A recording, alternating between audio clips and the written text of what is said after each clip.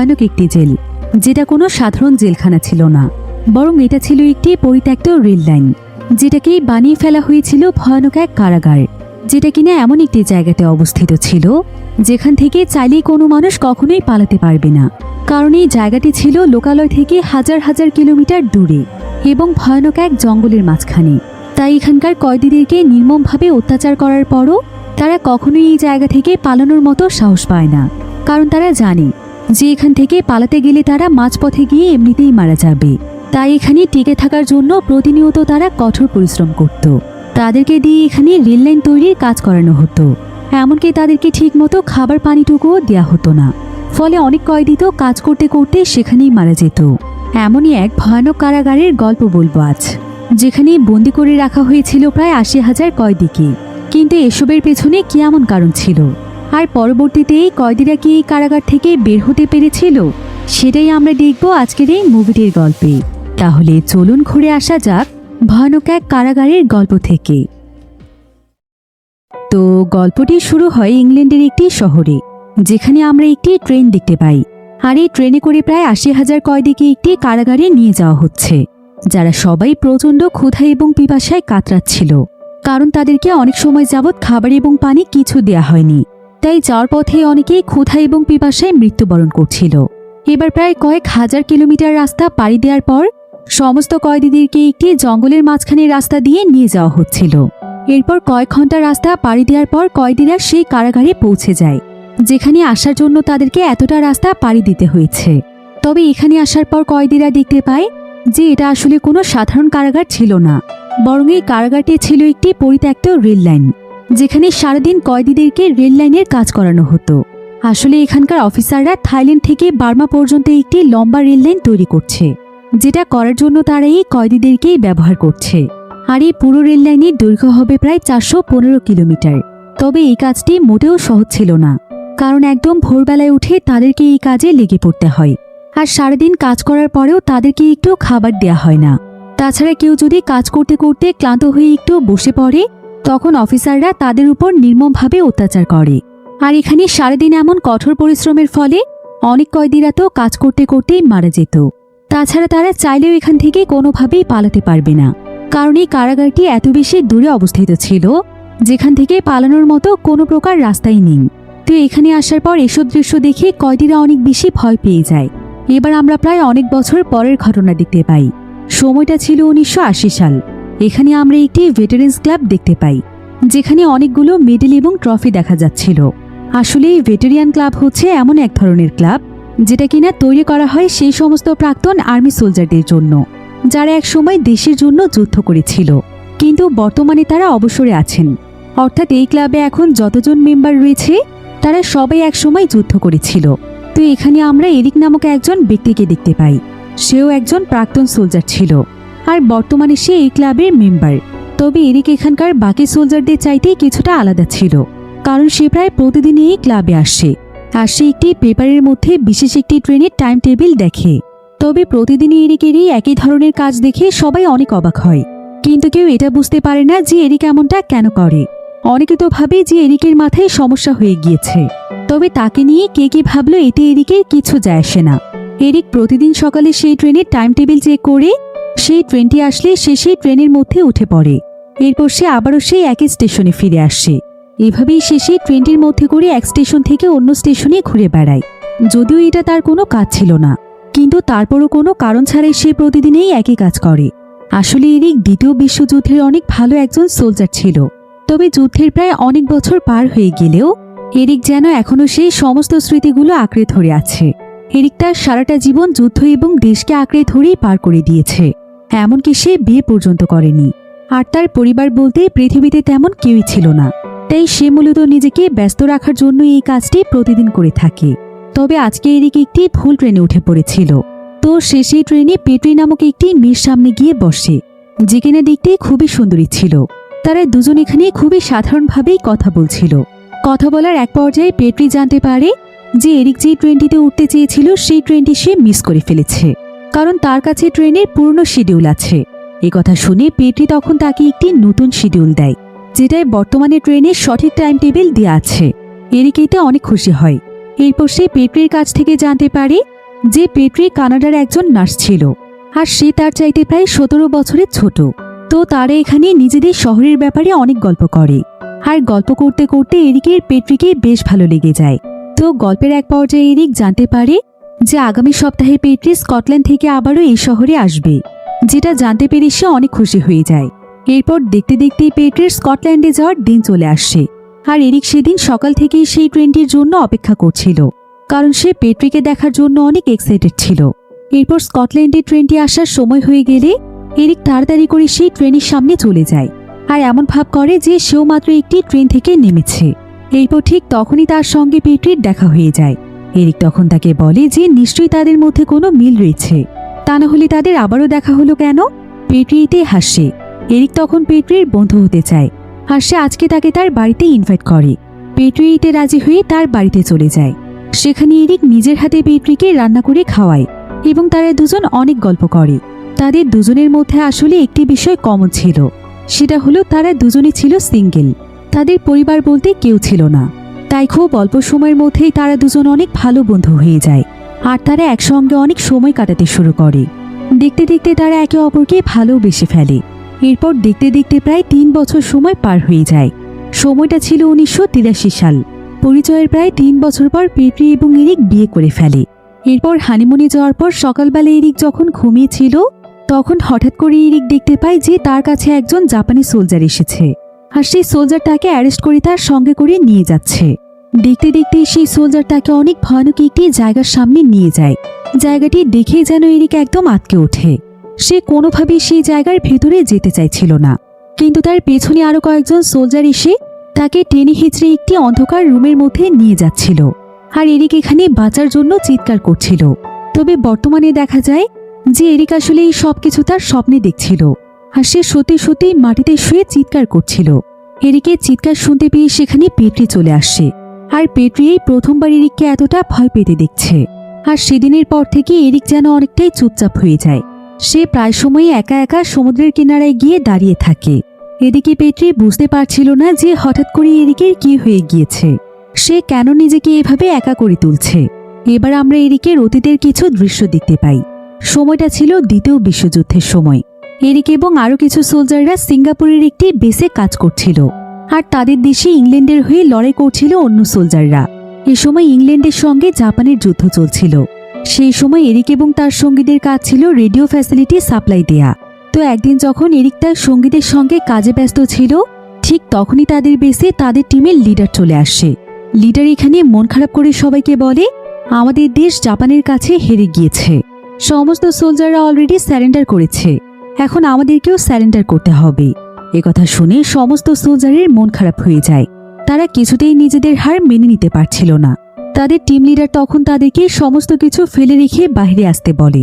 তবে এরিকের যেন এই রেডিও বেসটি ছেড়ে যেতে অনেক কষ্ট হচ্ছিল, কারণ অনেক কষ্ট করে সে একজন সোলজার হয়েছিল। তবে তার স্বপ্ন ছিল নিজের দেশকে জয় করা, কিন্তু এতেও সে ব্যর্থ হয়েছে। এরপর দেখা যায় যে সে রেডিও বেস থেকে এক এক করে সমস্ত সোলজাররা বেরিয়ে আসতে থাকে, আর তারা সবাই জাপানের কাছে আত্মসমর্পণ করে। জাপানি সোলজাররা তখন তাদের চোখের সামনে ইংল্যান্ডের পতাকা নামিয়ে সেখানে জাপানের পতাকা লাগিয়ে দেয়, যেটা তাদের সবার জন্য অনেক কষ্টদায়ক দৃশ্য ছিল। এরপর জাপানি সোলজাররা প্রায় 80,000 ইংল্যান্ডের সোলজারদেরকে সেদিনই বন্দি করে তাদেরকে কয়েদি বানিয়ে ফেলে। জাপানি সোলজাররা প্রথমে ইংল্যান্ডের সমস্ত কয়েদিদেরকে একত্রিত করে একটি রেল স্টেশনে নিয়ে আসে। এরপর তারা জোর করে তাদেরকে সেই ট্রেনে উঠিয়ে নেয়, আর সেই ট্রেনের মাধ্যমেই তাদেরকে সরাসরি তারা নিয়ে যায় থাইল্যান্ডের একটি জায়গাতে, যেখানে তাদের কয়েদিদের জন্য বিশেষ একটি জায়গা ছিল।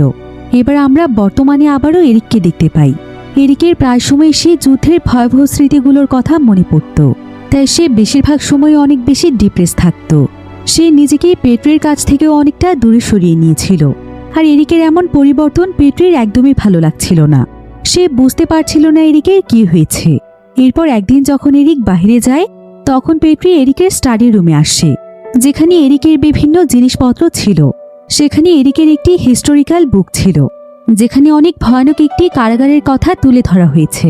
এরিকের সবকিছু দেখে পেট্রি জানতে পারে যে এরিককে দ্বিতীয় বিশ্বযুদ্ধের সময় জাপানের কারাগারে নিয়ে যাওয়া হয়েছিল, আর সেখানে তার উপর অনেক রকমের অত্যাচার করা হয়েছে। শুধুমাত্র তার উপর নয়, বরং তার সমস্ত সঙ্গীদের উপরও। তাদের উপর এতটাই টর্চার করা হয়েছিল যে সে ট্রমা থেকে আজ পর্যন্ত তারা বেরিয়ে আসতে পারেনি। এসব দেখে পেট্রি বুঝতে পারে যে এরিক এখনো এই সমস্ত বিষয় নিয়ে হয়তো ট্রমাটাইজ হয়ে আছে। এবার পরের দিন পেট্রিদের বাড়িতে একজন ট্যাক্স অফিসার আসে। সে তাদেরকে একটি বিলের কাগজ দিতে এসেছিল, কিন্তু এরিক যখন তাকে দেখতে পায় তখন হঠাৎ করেই তার হ্যালোসিয়েশন হয়। সে সেই ট্যাক্স অফিসারকে জাপানি সোলজার ভাবতে শুরু করে, আর সে একটি কাটার দিয়ে সেই অফিসারকে আক্রমণ করতেই যাচ্ছিল। পেট্রি অনেক চেষ্টা করেও তাকে কোনোভাবেই থামাতে পারছিল না, যার ফলে সেদিন এরিককে অ্যারেস্ট করা হয়েছিল। তবে পরবর্তীতে তার মানসিক পরিস্থিতি বিবেচনা করে তাকে ছেড়ে দেয়া হয়। এরিক আসলে দিন দিন তার মানসিক ভারসাম্য হারিয়ে ফেলছিল, তাই পেট্রি তাকে নিয়ে অনেক দুশ্চিন্তায় পড়ে যায়। একদিন এরিক আবারও পেট্রিকে কোনো কিছু না বলে একাই সেই সমুদ্রের কিনারায় চলে আসে। পেট্রি তাকে পেছন থেকে বারবার ডেকে জানতে চায় যে আসলে তার কি হয়েছে, সে কেন এমন করছে, কিন্তু এরিক তাকে একটি কথাও বলে না। এবার পেট্রি সেদিন কোনো উপায় না পেয়ে সে সোজা ফিনলি নামক একজন ব্যক্তির কাছে চলে যায়। আর এই ফিনলি ছিল এরিকের বন্ধু। দ্বিতীয় বিশ্বযুদ্ধের সময় তারা দুজনই সোলজার ছিল। এবার পেট্রি কাঁদতে কাঁদতে ফিনলিকে বলে যে এরিক আস্তে আস্তে তার মানসিক ভারসাম্য হারিয়ে ফেলছে। সে তার সঙ্গে বারবার খোলাখুলি কথা বলার চেষ্টা করেছে, কিন্তু এরিক তার সঙ্গে কোনো কিছুই শেয়ার করছে না। তাই সে আজকে ফিনলির কাছে জানতে এসেছে যে তার হাজবেন্ডের জীবনে এমন কি ঘটনা ঘটেছিল, সে কেন এভাবে বদলে যাচ্ছে। তবে ফিনলি তখন তাকে বলে, এরিক যেহেতু তোমাকে কিছু বলছে না, তার মানে আমার বলাটাও ঠিক হবে না। এরিক হয়তো সবকিছু বলে তোমাকে কষ্ট দিতে চায় না, তাহলে আমি এমনটা কিভাবে করতে পারি? কিন্তু পেট্রি তখন তাকে কাঁদতে কাঁদতে অনুরোধ করে এবং বলে যে এখন যদি সে সবকিছু জানতে না পারে তাহলে হয়তো সে তার হাজবেন্ডকে বুঝে উঠতে পারবে না। এভাবে করে হয়তো তার হাজবেন্ড তাকেও ভুলে যাবে। তাই এরিককে সুস্থ করার জন্য হলেও তাকে সবকিছু জানতে হবে। এসব শুনে ফিনলি তখন তাকে সবকিছু বলতে রাজি হয়ে যায়। এবার ঘটনা আবারও চলে যায় অতীতে। সেদিন আত্মসমর্পণের পর তাদেরকে যে ট্রেনে ওঠানো হয়েছিল সেই ট্রেনে করে তাদেরকে সোজা থাইল্যান্ডে নিয়ে আসা হয়, যেখানে পৌঁছতে পৌঁছতে একদম মাঝরাত হয়ে যায়। প্রত্যেকটি সোলজারই ট্রেনের ভেতরে খুবই আতঙ্কিত অবস্থায় ছিল। এমনকি তাদের প্রচুর পরিমাণে ক্ষুধা এবং পিপাসা পেয়েছিল, কারণ আজকে সারাদিন তাদেরকে খাবার তো দূরের কথা, বরং এক ফোঁটা পানি পর্যন্ত দেয়া হয়নি। তাই প্রত্যেকটি সোলজার অনেক বেশি দুর্বল হয়ে পড়েছিল। তবে এতে তো জাপানি সোলজারদের কিছুই যায় আসে না। তারা তখন এই ৮০,০০০ সোলজারদেরকে নিয়ে তাদেরকে পায়ে হাঁটিয়ে একটি জঙ্গলের মধ্য দিয়ে নিয়ে যাচ্ছিল, কারণ এই জঙ্গলের মাঝখানেই ছিল জাপানিজদের প্রিজন ক্যাম্প। তো এরিক এবং তার সঙ্গীরা জঙ্গল দিয়ে অনেকটা রাস্তা পার হওয়ার পর তারা একটি জায়গাতে এসে থামে এবং তারা এখানে আরও অনেক ইংল্যান্ডের সোলজারদেরকে দেখতে পায়, যারা কিনা তাদের আগে ধরা পড়েছিল। তারা এই মাঝরাতেও এখানে রেল লাইন ঠিক করার কাজ করছিল, অর্থাৎ তাদেরকে এখন শ্রমিকের মতো খাটানো হচ্ছে। এখানে আসার পরে সমস্ত সোলজাররা রিয়েলাইজ করতে পারে যে এই জায়গাটিতে সোলজারদেরকে সারাদিন কাজ করানো হয়, একদম সকাল থেকে শুরু করে দিনরাত ২৪ ঘন্টা, আর তাদেরকে ঠিকমতো খাবার পানিও দেয়া হয় না। এখানকার প্রত্যেকটি সোলজারই এতটাই দুর্বল হয়ে পড়েছিল যে তারা ঠিকমতো কাজও করতে পারছিল না, আর অনেকে তো তাদের চোখের সামনে ছটফট করতে করতে মারা যাচ্ছিল। এমন ভয়ানক দৃশ্য দেখে এরিকের খুবই কষ্ট লাগছিল। এবার পরের দিন সকালে সে প্রিজন ক্যাম্পে আসার পর জাপানি সোলজাররা এরিক সহ আরো কয়েকজন সোলজারদেরকে সিলেক্ট করে, আর সে তাদের সবাইকে একটি লাইনে দাঁড় করিয়ে ফেলে। এরপর সে সবাইকে জানায় যে তাদেরকে এখানকার রেল লাইনের কাজের জন্য সিলেক্ট করা হয়েছে। তবে তাদের মধ্যে এরিক এবং ফিনলি ছিল ইঞ্জিনিয়ার, বিভিন্ন ইঞ্জিনের ব্যাপারে তাদের ভালো আইডিয়া আছে। তাই সৌভাগ্যবশত তাদেরকে ক্যাম্পের মধ্যেই কাজ দেয়া হয়। সেটা হলো বিভিন্ন ইঞ্জিন নষ্ট হয়ে গেলে সেগুলোকে ঠিক করে ফেলা। এবার সেদিন রাতের বেলা দেখা যায় যে প্রিজন ক্যাম্পে সমস্ত কয়েদিরা একসঙ্গে গল্প করছিল। তো তাদের মধ্যকার একজন কয়েদি বলে, আমার কাছে তো মনে হচ্ছে না যে এরা আমাদেরকে এত সহজে ছেড়ে দেবে, আর যদি আমরা এখানে তাদের কথা মতো কাজ করতে থাকি তাহলে তো আমাদেরকে এমনিতেই মরে যেতে হবে। তাই যত তাড়াতাড়ি সম্ভব আমাদেরকে এখান থেকে পালাতে হবে। এসব কথা শুনে এরিক এখানে তাদেরকে জানায় যে তাদেরকে যখন ট্রেনে করে থাইল্যান্ডে নিয়ে আসা হচ্ছিল সে তখন পুরো রাস্তাতে একটি ম্যাপ তৈরি করেছে, যাতে করে পরবর্তীতে এই রাস্তাগুলো তার মনে থাকে। কিন্তু ম্যাপ তৈরি করতে গিয়ে সে বুঝতে পেরেছে যে ইংল্যান্ড থেকে আসলে তাদের এই প্রিজন ক্যাম্পটি কতটা দূরে। তাই যদি তারা কোনো মতে ক্যাম্প থেকে পালিয়েও যায় তাও তো ইংল্যান্ড অনেক দূরে থেকে যাবে, আর সেখানে পালিয়ে যেতে যেতে তারা আবারও ধরা পড়ে যাবে।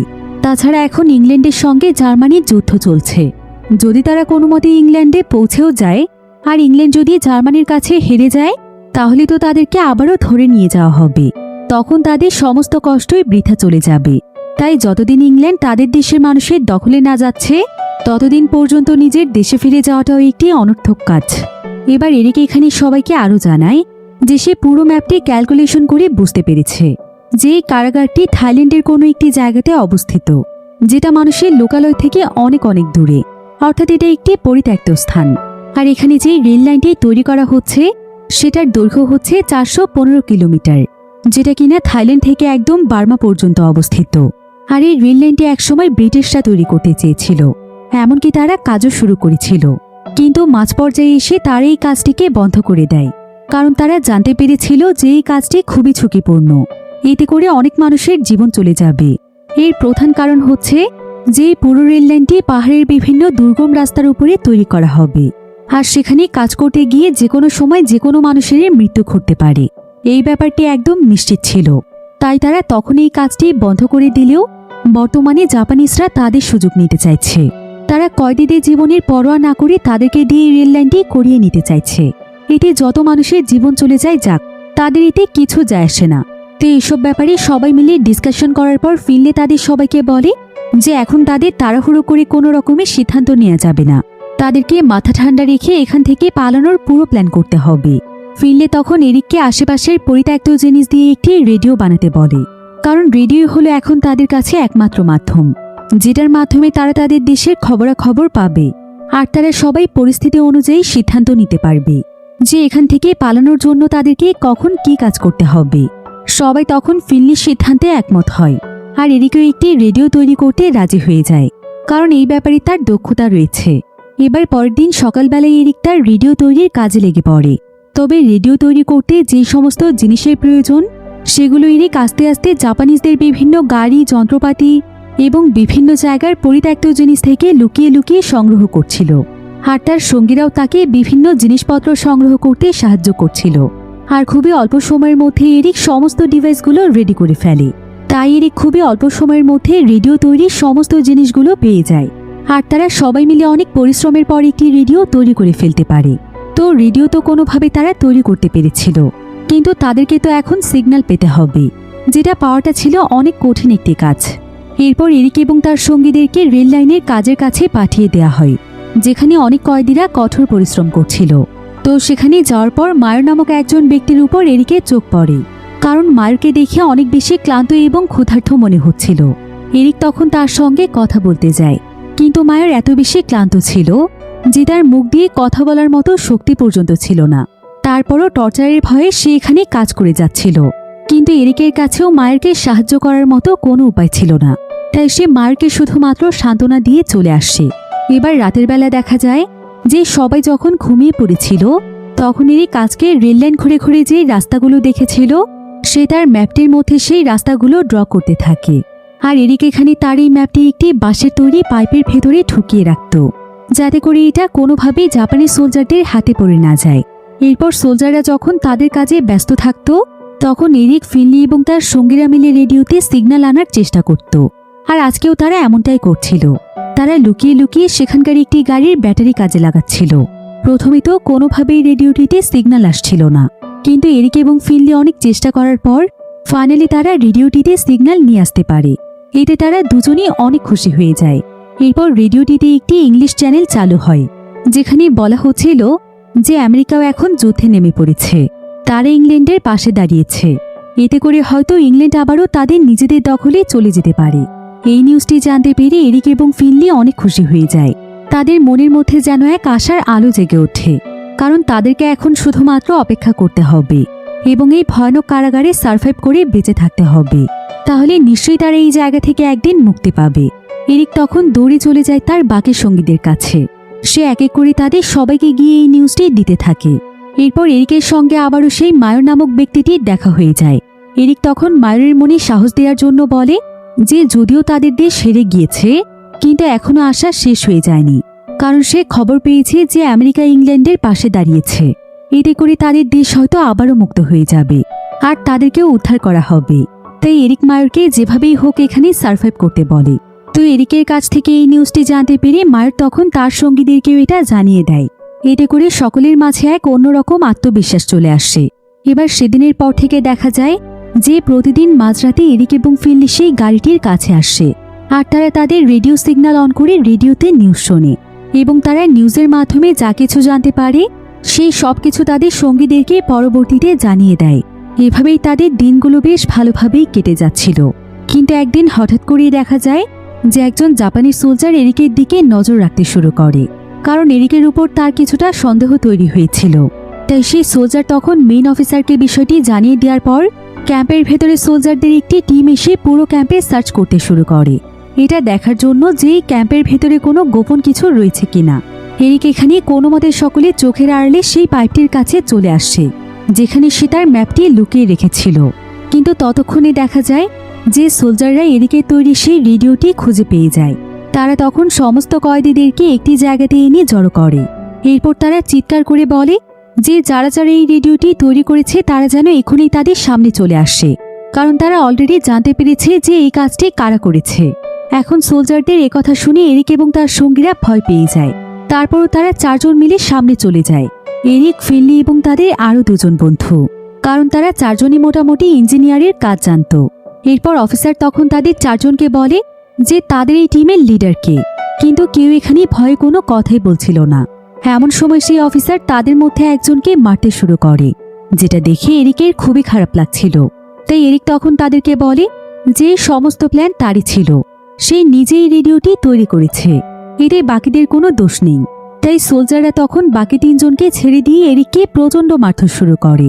তাকে সেখানে সেই অফিসার এত পরিমাণ টর্চার করে যে এরিকের চিৎকার শুনে সমস্ত কয়েদিদের চোখে অশ্রু চলে আসছিল। তবে এই নির্মম দৃশ্য দেখা ছাড়া তাদের কাছে আর কিছুই করার ছিল না। সে অফিসার তখন এরিককে মারতে মারতে একদম রক্তাক্ত করে ফেলে। এরিক সেখানে অজ্ঞান হয়ে যায়। এরপর সেদিন রাতের বেলা দেখা যায় যে এরিককে তার সঙ্গীরা যতটুকু সম্ভব ট্রিটমেন্ট করার চেষ্টা করছিল। এরিকের হাত একদম ভেঙে গিয়েছিল, তাই ফিনলি একটি বাঁশের টুকরোর সাহায্যে তার হাতটিকে ব্যান্ডেজ করে দেয়। তবে ফিনলির কাছে নিজেকে অনেক বেশি অপরাধী মনে হচ্ছিল, কারণ রেডিও তৈরির আইডিয়া তো সেই দিয়েছিল, অথচ আজকে এরিককে একাই শাস্তি পেতে হয়েছে। তবে এত কিছুর পরও এরিকের উপর টর্চার কিন্তু শেষ হয়ে যায়নি। পরের দিন সকাল হলেই দেখা যায় যে এরিকদের ক্যাম্পের মধ্যে একজন জাপানি সোলজার আসে, যার নাম হচ্ছে নাগাসে। নাগাসে এখানে এরিক এবং তার সঙ্গীদেরকে বলে যে এরিককে এখন তার সঙ্গে তাদের হেডকোয়ার্টারে যেতে হবে, কারণ তাদের মেইন অফিসার তাকে কিছু জিজ্ঞাসাবাদ করবে। তবে এরিকের তো সেখানে উঠে বসার মতো শক্তিটুকুও ছিল না। তবে নাগাসে এখানে এরিককে বলে যে এরিক অনেক বড় অপরাধ করে ফেলেছে, তাই তাকে এখন প্রতিনিয়ত মৃত্যুর যন্ত্রণা ভোগ করতে হবে। কিন্তু এরিক যদি তাকে সমস্ত সত্য কথা বলে দেয় তাহলে সে এরিকের শাস্তি কিছুটা কম করতে পারবে। আসলে জাপানি সোলজাররা ভাবছিল যে এরিক সেই রেডিওটি এই কারণেই তৈরি করেছে, যাতে করে এই জায়গাটির সমস্ত তথ্য তারা তাদের দেশের সোলজারদের কাছে পাঠাতে পারে। অর্থাৎ তারা হয়তো এখানে ইংল্যান্ডের গুপ্তচর হয়ে কাজ করছে। এবার এরিককে ক্যাম্প থেকে বাইরে নিয়ে আসা হয়। তবে এখানে দেখা যায় যে নাগাসে এরিকের হাত দুটো তাদের গাড়ির সঙ্গে অনেক শক্ত করে বেঁধে দেয়। এরপর তারা অনেক জোরে গাড়ি চালাতে শুরু করে, ফলে এরিককে বাধ্য হয়ে সেখানে দৌড়তে হয়। আর গতকাল যেহেতু এরিকের দুটো হাতে একদম ভেঙে দেওয়া হয়েছিল, তাই এখানে তার হাতে যেন মৃত্যুর মতো যন্ত্রণা হচ্ছিল। তার কাছে মনে হচ্ছিল যে তার হাত দুটো এখনই ছিঁড়ে পড়ে যাবে। এভাবেই অনেকটা রাস্তা পার করে এরিককে সেই হেডকোয়ার্টারে নিয়ে আসা হয়। এখানে দেখা যায় যে এই জায়গাতেই সেই অন্ধকার রুমটি রয়েছে, যেটা বর্তমানে বারবার এরিক তার স্বপ্নে দেখে। তো এরিককে তখন সেই রুমটির মধ্যেই নিয়ে আসা হয়। সেখানে নাগাসে এবং শুধুমাত্র সেই মেইন অফিসার ছিল। তো সেই অফিসার এখানে এরিককে জিজ্ঞাসা করে, গতকালই আমরা একটি ম্যাপ খুঁজে পেয়েছি, আর আমরা জানতে পেরেছি যে সেটা তুই তৈরি করেছিস। এতে তো প্রমাণ হয়েই যাচ্ছে যে তুই আমাদের এই জায়গার তথ্য পাচার করতে চাইছিলি। এখন ভালোই ভালোই আমাদের কাছে স্বীকার কর যে তোর মূল প্ল্যান আসলে কি ছিল, আর তোর সঙ্গে কার কার যোগাযোগ আছে। তুই এই ম্যাপটি ড্র করে তোদের কোনো লোকের কাছে পাঠাতে চাইছিলি। আসলে জাপানি সোলজাররা ভাবছিল যে এরিকে এই ম্যাপটি তৈরি করে ম্যাপটি কোথাও পাচার করতে চেয়েছে, তাই তারা বারবার এরিককে এই ব্যাপারে প্রশ্ন করছিল। কিন্তু এরিক তখন তাদেরকে বলে, আচ্ছা আপনারা একবার নিজেদেরকেই প্রশ্ন করে দেখুন তো, আপনারা যেটা বলছেন সেটা কি আদৌ সম্ভব? আমি তো শুধুমাত্র একটি রেডিও তৈরি করেছিলাম, যাতে করে আমাদের দেশের কিছু খবরাখবর পেতে পারি, এর বাইরে আর কিছুই নয়। একটি রেডিওর মাধ্যমে আমি কি কোনো ম্যাপ কোথাও পৌঁছে দিতে পারবো? আর আমাদের এই কারাগারটি তো আমাদের দেশ থেকে অনেক দূরে, এত বেশি দূরে যে এখান থেকে পালানো সম্ভব নয়। তাহলে আমি কিভাবে এমন কাজ করব? কিন্তু তারপরও অফিসার তার কোনো কথাই শুনছিল না, বরং সে তাকে আবারও জিজ্ঞাসা করে, তাড়াতাড়ি বল, আমাদের এই তথ্য তুই কার কাছে পাঠানোর চেষ্টা করছিলি? এখন এরিকের বারবার বোঝানোর পরও যখন সোলজাররা কিছুই বুঝতে চাইছিল না, তখন এরিকার সেখানে কোনো কথাই বলে না, বরং সে চুপচাপ বসে থাকে। এতে অফিসার এরিকের উপর প্রচণ্ড রেগে যায়। এরপর কয়েকজন পুলিশ অফিসার এসে এরিককে বাহিরে নিয়ে আসে। তারা তাকে এমন একটি জায়গাতে নিয়ে আসে যেখানে ছোট ছোট খাঁচা ছিল, আর এই খাঁচাগুলোর মধ্যে তারা মূলত কয়েদিদেরকে বন্দি রেখে শাস্তি দিত। তো অফিসাররা এরিককেও এখানে একটি খাঁচার মধ্যে বন্দি বানিয়ে ফেলে। সেখানে ঠিকমতো নড়ার জায়গা ছিল না। তো এরিককে তখন এই খাঁচার মধ্যেই বেশ কয়েকদিন বন্দি করে রাখা হয়। তাকে সারাদিনই শুধুমাত্র একবার খুবই সামান্য পরিমাণ খাবার দেয়া হতো। আবার অনেক সময় তাকে কোনো ধরনের পানি পান করতে দেয়া হতো না। পাশাপাশি আরও বিভিন্ন ধরনের টর্চার তো থাকছেই। মাঝে মাঝে অফিসাররা তাকে বের করে নিয়ে যেত এবং টর্চার সেলে নিয়ে গিয়ে অনেক টর্চার করত। আর তার কাছে তারা বারবার একই প্রশ্নের উত্তর জানতে চাইত, যে সে তাদের তথ্যগুলো কাকে পাচার করতে চেয়েছিল। কিন্তু এরিকের কাছে এই প্রশ্নের কোনো উত্তরই থাকে না। তাই আস্তে আস্তে তারা এরিকের উপর টর্চারের মাত্রা অনেক বাড়িয়ে দেয়। তারা এরিককে একটি জায়গাতে শুয়ে তার হাত পা বেঁধে ফেলে। এরপর তার মুখের মধ্যে একটি পাইপ ঢুকিয়ে দিয়ে সেই পাইপের মধ্যে প্রচণ্ড স্পিডে পানির প্রেসার দেয়া হয়। এরিক তখন নিঃশ্বাস নিতে না পেরে মৃত্যুর যন্ত্রণায় ছটফট করতে থাকে। সে বুঝতে পারে যে মৃত্যুর যন্ত্রণা আসলে কতটা কঠিন। এসব করে অফিসাররা প্রতিনিয়ত তাকে সে একই প্রশ্ন করে। এরিক তখন তাদেরকে উত্তর দেয় যে সে শুধুমাত্র তাদের দেশের খবরাখবর জানতে চেয়েছিল, এর বাইরে তার কোনো পরিকল্পনাই ছিল না। কিন্তু নাগাসে সহ অফিসাররা তার কথা বিশ্বাসই করে না। অন্যদিকে ফিনলি এরিকের ফিরে আসার জন্য অপেক্ষা করছিল, কারণ এরিককে নিয়ে যাওয়া হয়েছে প্রায় 2 সপ্তাহ সময় পার হয়ে গিয়েছে। কিন্তু এখন পর্যন্ত সে এরিকের কোনো খোঁজ পায়নি। তাই ফিনলি এবং তার সঙ্গীরা এরিকের জন্য অনেক দুশ্চিন্তায় ছিল। এদিকে এরিককে সারাদিন সেই খাঁচার মধ্যেই রাখা হতো। প্রচণ্ড রোদ এবং গরমে তার শরীর একদম জ্বালাপোড়া করত। আর রাতের বেলা তাকে বন্দি করে রাখা হতো একটি ভয়ানক অন্ধকার রুমে। ফলে আস্তে আস্তে ক্ষুধা, যন্ত্রণা, টর্চার সবকিছুর প্রভাবে এরিক যেন তার বেঁচে থাকার আশাই ছেড়ে দেয়। আর সে প্রতিটি মুহূর্তে মৃত্যুর প্রহর গুনতে থাকে। কিন্তু একদিন যখন সে সেই বাঁশের খাঁচায় বন্দি ছিল, ঠিক তখনই সে আকাশের উপর তাকিয়ে দেখতে পায় যে আকাশ থেকে শত শত প্যারাশুট তাদের এখানেই নামছে। এতে যেন এরিকের মাঝে আশার আলো ফুটে ওঠে, কারণ এই প্যারাশুটগুলো ছিল মূলত ব্রিটিশ সোলজারদের। তারা কোনো না কোনোভাবে এই জায়গাটি সম্পর্কে জেনে গিয়েছিল। তাই তারা পুরোপুরিভাবে প্রস্তুতি নিয়ে কয়েদিদেরকে উদ্ধার করতে এসেছে। ব্রিটিশ সোলজাররা তখন সঙ্গে সঙ্গে জাপানি সোলজারদের পুরো ক্যাম্পটিকে দখল করে ফেলে। তারা চারিদিক থেকে সবাইকে আটকে ফেলে এবং সঙ্গে সঙ্গে থাইল্যান্ড চলে যায় তাদের দখলে। এরপর ব্রিটিশ সোলজাররা জাপানি সোলজারদেরকেও বন্দি বানিয়ে ফেলে, কারণ তারা কয়েদিদের উপর যে সমস্ত টর্চার করেছে এটা অনেক বড় একটি অপরাধ। এবার একজন ব্রিটিশ সোলজার সমস্ত জাপানি সোলজারদেরকে বলে, তোমরা আমাদের ব্রিটিশ সোলজারদের উপর যেভাবে নির্মম অত্যাচার করেছ, এর শাস্তি তোমাদেরকে পেতে হবে। তোমাদের বিচার হবে ব্যাংককে। এরপর সমস্ত জাপানি সোলজারদেরকে ব্যাংককে পাঠিয়ে দেয়া হয়। এবার আমরা বর্তমান সময়ে আবারও ফিনলিকে দেখতে পাই, যে কিনা এরিকের ওয়াইফকে এই সমস্ত ঘটনা খুলে বলছিল। আর এরিকের উপর এমন নির্মম অত্যাচারের কথা শুনে পেট্রি অনেক বেশি কষ্ট পায়। সে কখনো ভাবতেও পারেনি যে এরিক এত বেশি ট্রমার মধ্যে আছে। এবার ফিনলি তখন পেট্রিকে বলে, আসলে সেই সময় আমাদের উপর যে টর্চারগুলো হয়েছিল, এগুলো যারা সরাসরি দেখেছে তারা কখনোই মন থেকে এসব মুছে ফেলতে পারবে না। আমরা মুক্ত হওয়ার পর সবাই মিলে অনেক চেষ্টা করেছিলাম যাতে করে কোনোভাবে আমরা সেই দুর্বিষহ স্মৃতিগুলো ভুলে থাকতে পারি।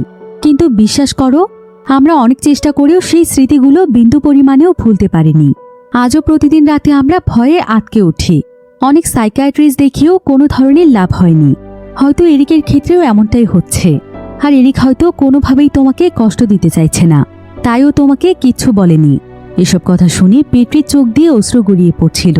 পেট্রি তখন দ্রুত তার বাড়িতে ফিরে আসে। আর সে এরিকের সঙ্গে খুবই ভালোভাবে কথা বলার চেষ্টা করে। এমনকি সে তাকে খুশি করার জন্য তার সর্বোচ্চটা দিয়ে চেষ্টা করতে থাকে। সে সেখানে এরিকের পছন্দের একটি মিউজিক প্লে করে তার সঙ্গে ডান্স করছিল। কিন্তু এমন সময় মিউজিক চেঞ্জ হয়ে পুরনো একটি মিউজিক বেজে ওঠে, যেটা শুনে এরিক একদম বিচলিত হয়ে পড়ে। সে সঙ্গে সঙ্গে মিউজিকটি বন্ধ করে সেখান থেকে চলে যায়। পেট্রি বুঝতে পারছিল না যে কিভাবে সে এরিককে স্বাভাবিক করে তুলবে। সে অনেক চেষ্টা করেও বারবার ব্যর্থ হচ্ছিল। এবার একদিন সন্ধেবেলায় এরিক যখন তার কাজে ব্যস্ত ছিল, ঠিক তখনই এরিকের কাছে ফিনলি আসে। ফিনলি এরিককে একটি নিউজ পেপার দেখায়, যেখানে নাগাসে নামে সেই সোলজারের একটি ছবি ছিল। আর এই নাগাসে মূলত তাদের উপর টর্চার করেছিল। ফিনলি তখন এরিককে বলে যে নাগাসে এখনো বেঁচে আছে, আর সে এখন থাইল্যান্ডের ঠিক সেই জায়গাটিতেই রয়েছে যেখানে একসময় তাদেরকে বন্দি করে রাখা হয়েছিল। নাগাসে বর্তমানে সেখানে একজন ট্যুরিস্ট গাইড হিসেবে কর্মরত আছে। তাই ফিনলি চাইছিল যে এরিক যেন নাগাসের উপরে বদলা নেয়, এতে করে হয়তো এরিক কিছুটা শান্তি পাবে।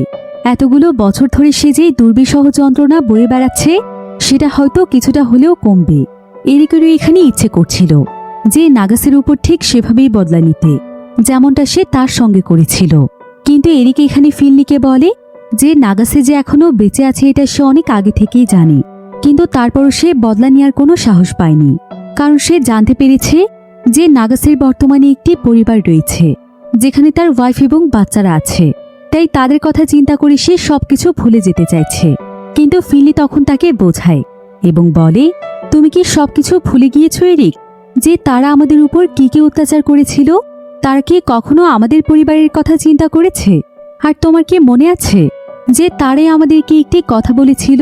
তারা বলেছিল যে তোমরা যদি সত্যিকারের অর্থেই পুরুষ হয়ে থাকো তাহলে তোমরা আত্মহত্যা করে মরে যাবে, কারণ তোমরা এখানে যেভাবে অপমানিত এবং লাঞ্ছিত হয়েছ এসব স্মৃতি নিয়ে কোনো পুরুষ বেঁচে থাকতে পারে না।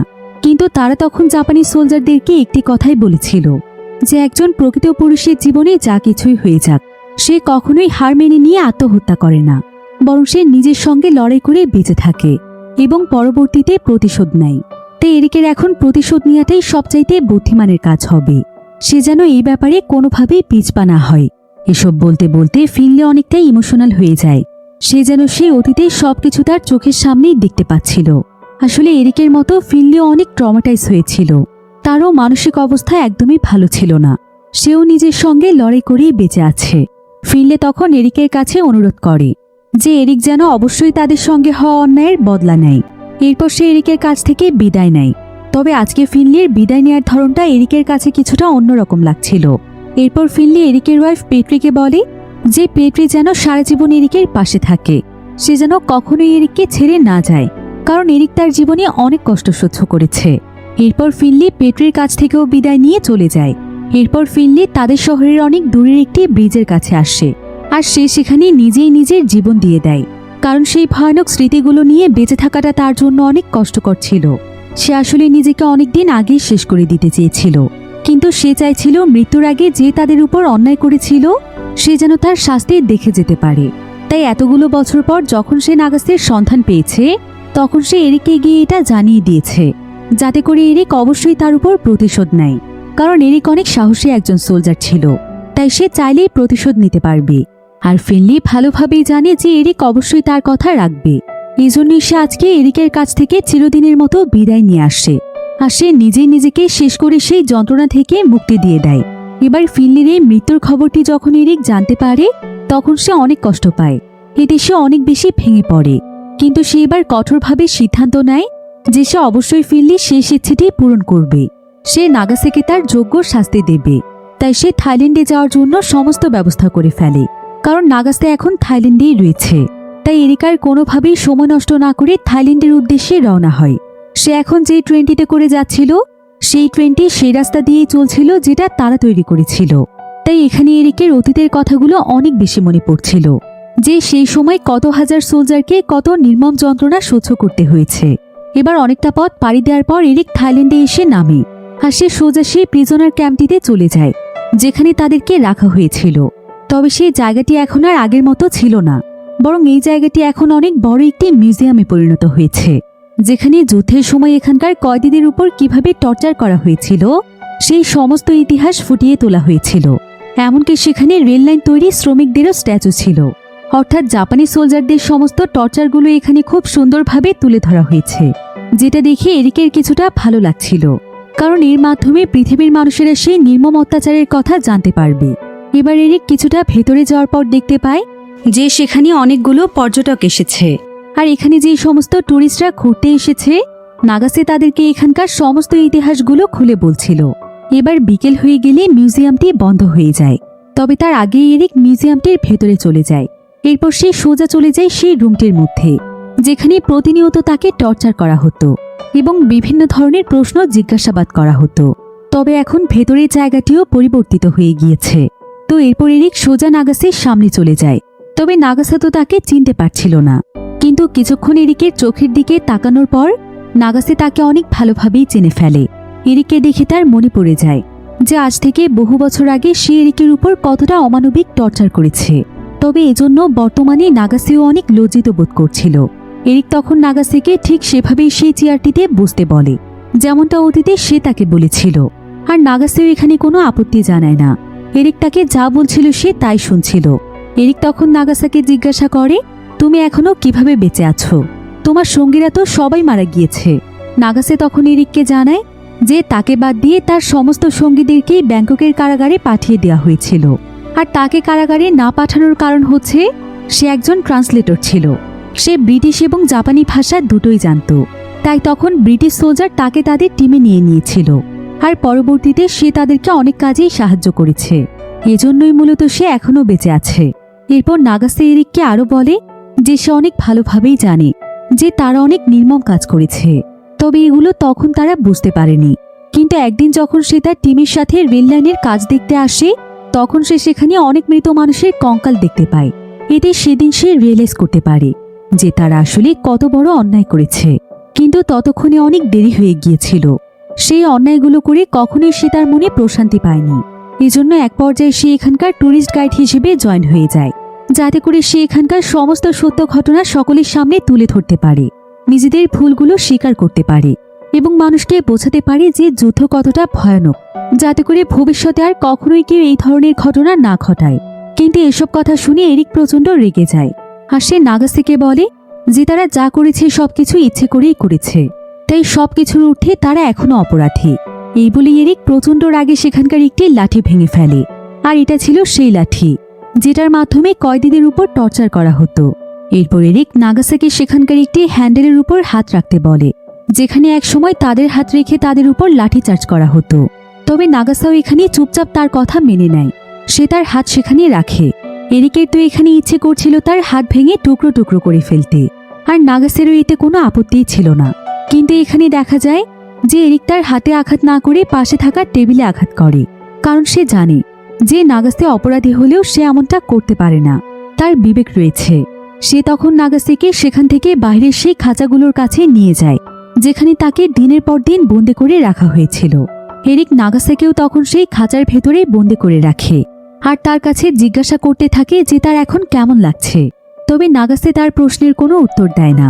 এরপর এরিক সোজা চলে যায় সেই অন্ধকার রুমটির মধ্যে, যেই রুমটিকে সে বারবার দেখতে পায়, কারণ এই রুমটির মধ্যেই তাকে সবচেয়ে বেশি টর্চার করা হয়েছে। আর এখানেই তার গলার মধ্যে পাইপ ঢুকিয়ে তার দম বন্ধ করে দেয়া হতো। এখানে এরিক বারবার নাগাসাকে টর্চার করার চেষ্টা করছিল, কিন্তু সে প্রতিবারই ব্যর্থ হয়। আর এক পর্যায়ে সে নাগাসের খাঁচার পাশে গিয়ে বসে পড়ে। নাগাসে তখন এরিককে বলে, আমি জানি যে তুমি এখন কেমন অনুভব করছো। তুমি বিশ্বাস করো, আমি আমার পাপের জন্য সত্যিই লজ্জিত। আসলে সত্যি বলতে তখন আমাদেরও তেমন কোনো দোষ ছিল না, কারণ আমাদের সরকার আমাদেরকে যেভাবে বোঝাতো আমরা তাই বুঝতাম।